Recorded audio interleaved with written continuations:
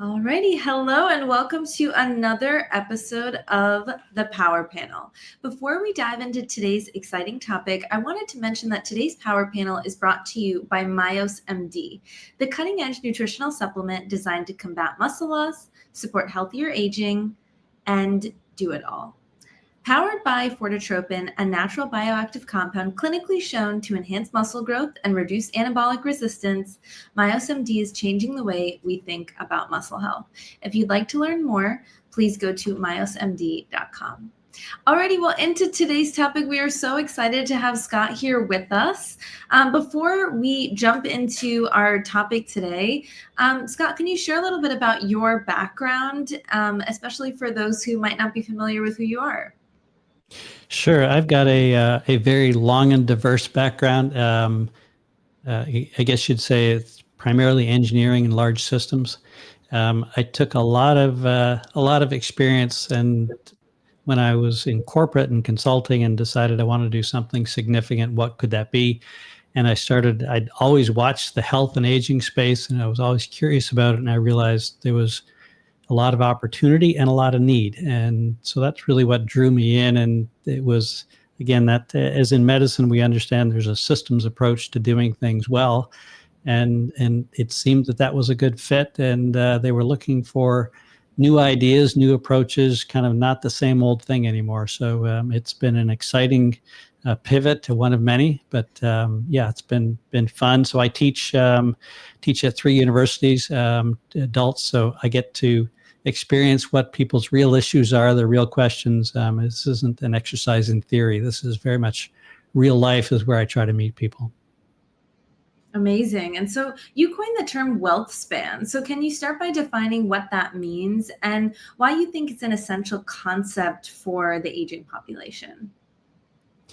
Yeah, after working on a number of things over probably a few years, it kind of came to me, this idea of, people are worried about money. So there's a wealth component. They're worried about their health, both now and particularly into the future.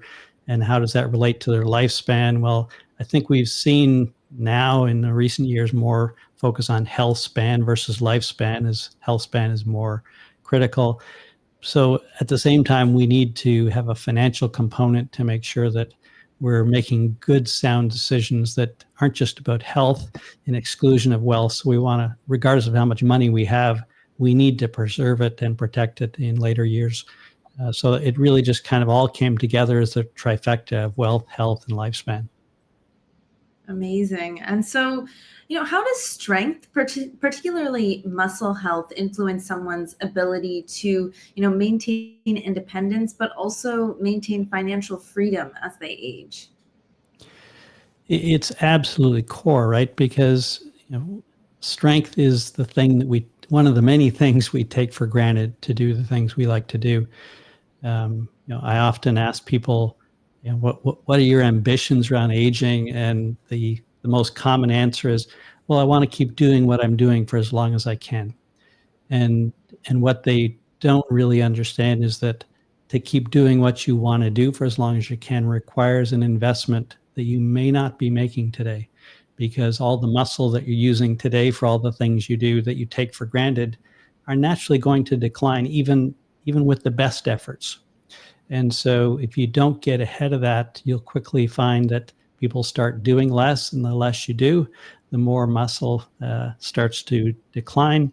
And so you get this acceleration effect particularly around age 60 and beyond. And so it's the aspect of muscle is important, and we can talk about, I would say mitochondrial health is a big part of it too, which we can look at that if you like. So it's not simply, I guess I tell people, it's not simply about getting bigger muscles. That's not what it's about. It's really around the functional aspects of doing things you take for granted for a long, long time. Yeah, and you mentioned mitochondrial health. Can we dive into that a little bit more? Why does mitochondrial health, why does mitochondrial health, why is it so important as we age? Well, it's so for people who aren't familiar with mitochondria, it's the energy plant essentially within every cell in the body, with the exception of red blood cells. It is essential to life as oxygen. And those are really the two elements that it burns oxygen when you produce energy. And so when we eat food, it converts into glucose or fatty acids, whatever. It's ATP is the energy the body runs on. And so that's what mitochondria does. It converts the energy that we eat into energy that we can actually use. And that's really, you can think about from a muscle standpoint, you want to activate a muscle.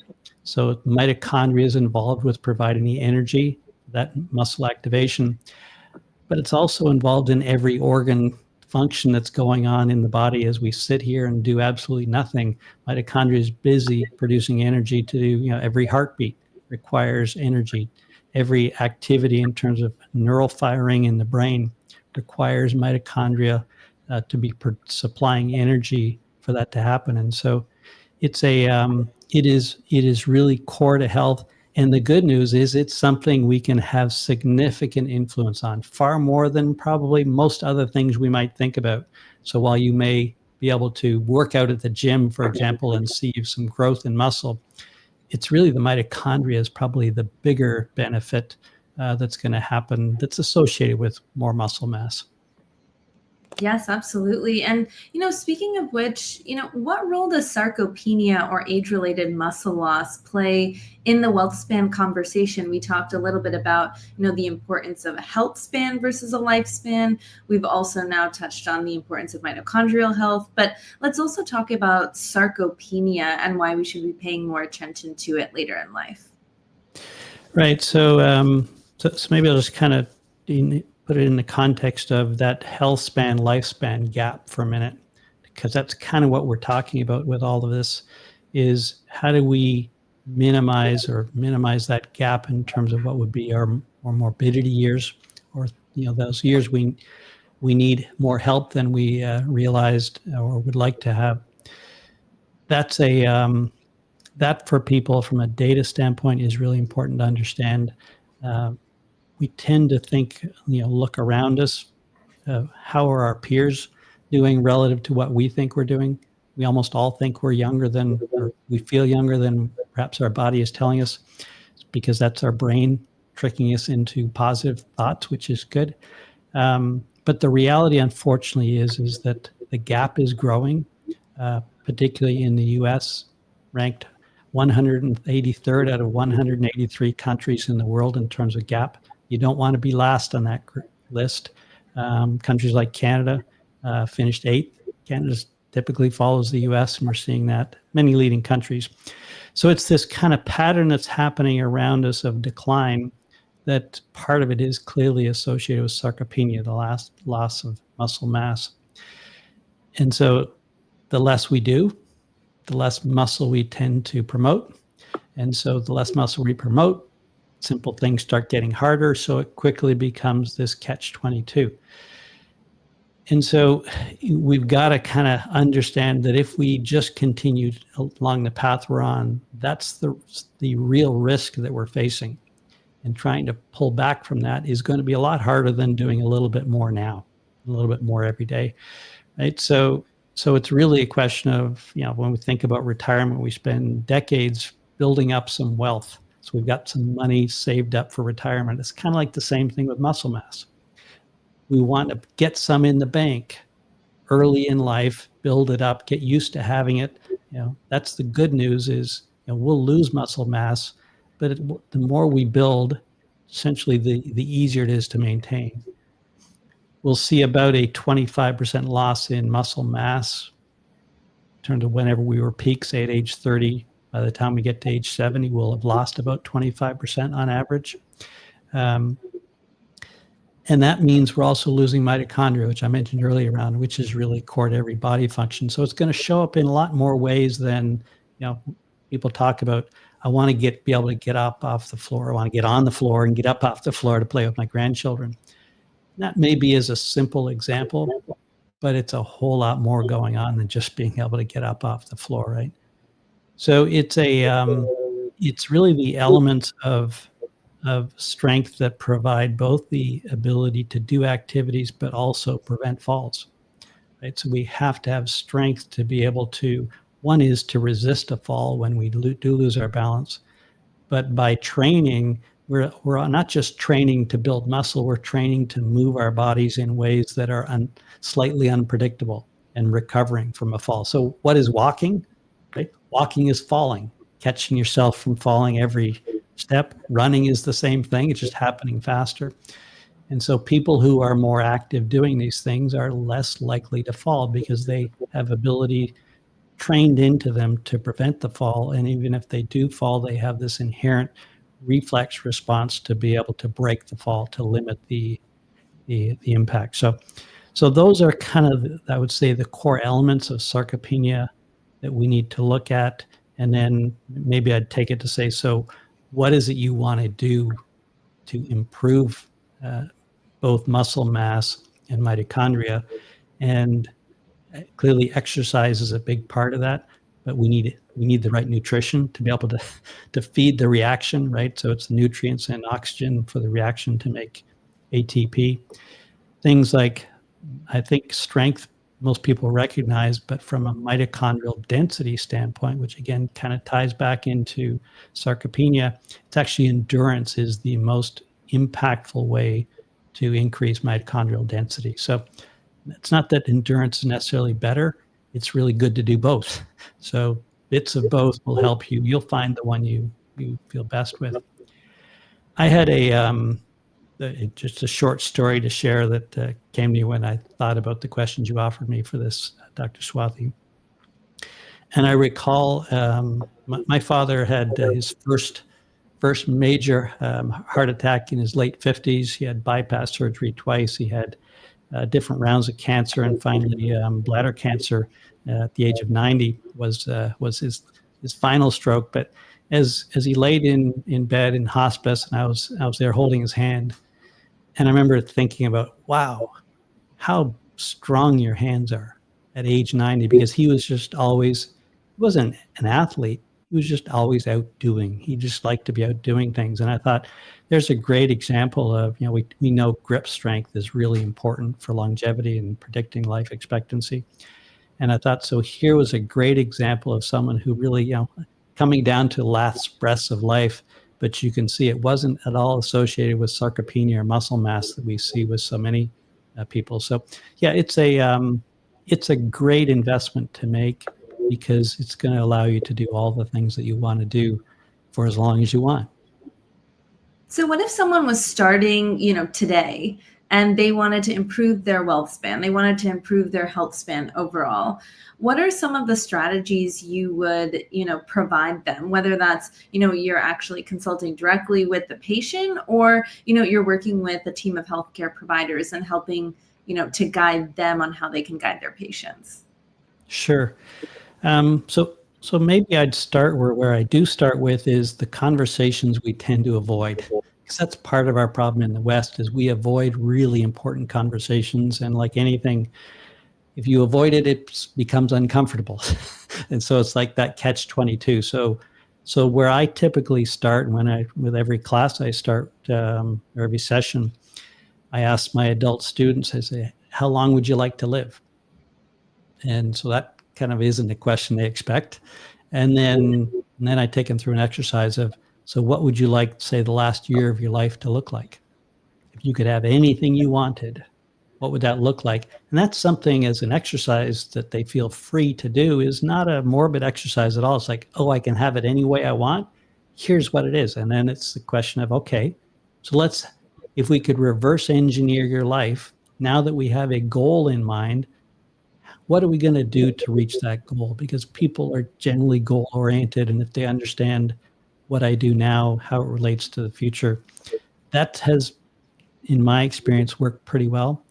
And so it's, we've got to get out of this everything in the moment. Absolutely love the moment you're in, but we got to create more moments. And so that's the other part, which I talk about, and I talk about in my book. The chapter I never intended to write was around moments. And I kind of realized as I was writing the book was, when we talk about living longer, healthier, well, why? Right? What's the point of it?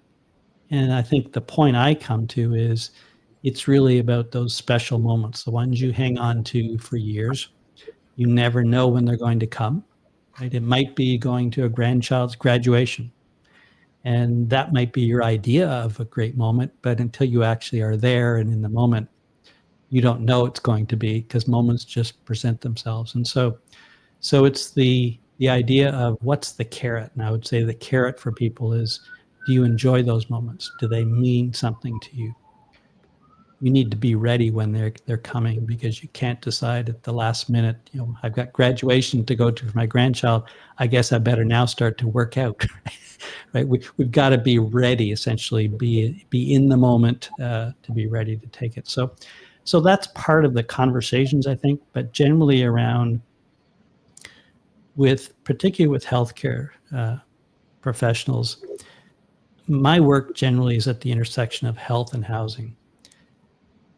And I constantly see and talk to what would be patients around things that others have told them, but until their doctor mentioned it to them, now suddenly they have to stop before they get home to, whether it's, prescription would be the one that, oh, I need a prescription. Well, I better get it on the way home, because, it just feels that urgent. But there are many, many things that the medical community could be doing to really foster that opportunity that aging presents for us. And so it's really around, starting those conversations with people. And you don't have to have the answers, right? Your job as a medical professional is to ask the question, because everyone will have their own answers. And that's what matters, is you're just trying to help the thought around identifying there's opportunities for you in aging. And so what would you start to do? So clearly, so in my book, again, I talk about 5 aspects: mind, environment, diet, activity, and community. It's all 5 of those areas are all the balance areas that we know from studying millions of people. Those are the elements of longevity and health span. And so you start to look at, where are the opportunities? Which are the things I've avoided? And so if someone is inclined to be alone and isolated, right? So we know isolation is really bad for cognitive health. So that would be an opportunity. Yes, it's a problem, but every problem is an opportunity.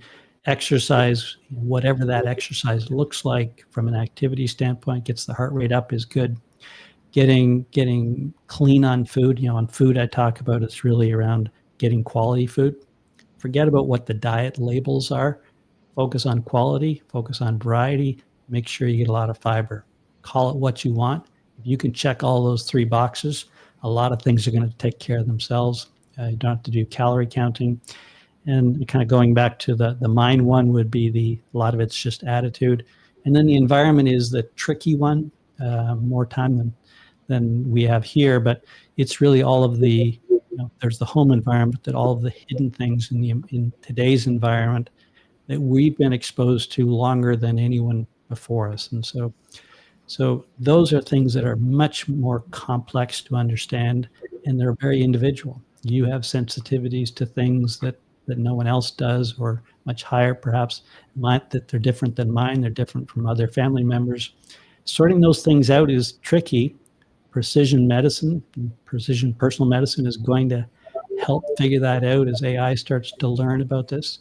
But in the meantime, again, just trying to be in a clean environment. And I don't mean a sterile environment.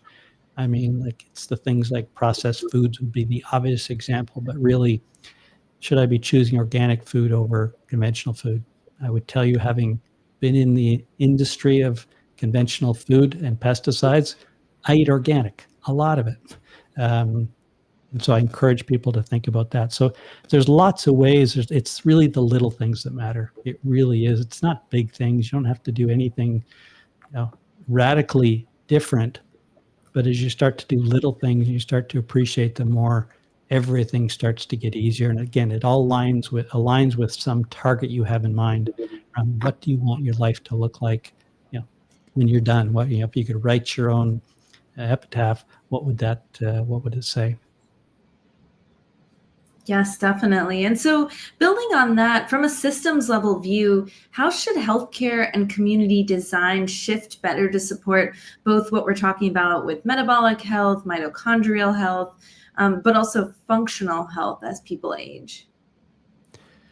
Yeah, there's a, I think as as a system, we struggle in lots of ways, obviously, as every big system struggles.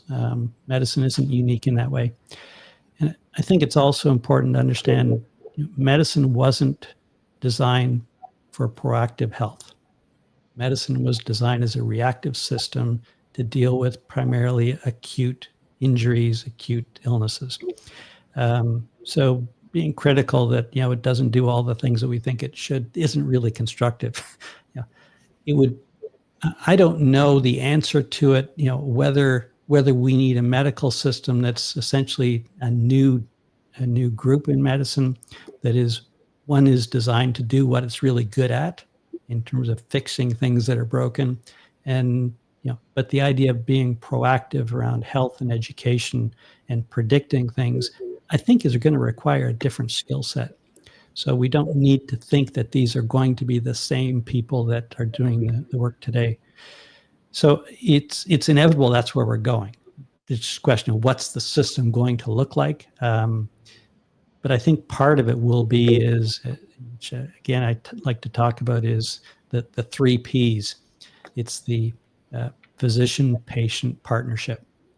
Because as a patient, you need to be involved in the process. The medical system is never going to give you proactive health. You are the only ones who can give yourself proactive health. The medical system can provide it in ways of education. So I'm a member of the American College of Lifestyle Medicine, really the leader in proactive health. And it's a new branch of medicine. It's the fastest growing division of medicine today. It's part of the American Medical Association now. So there will be more coming. We know it's already happening. It's not going to come fast enough for anybody's interest.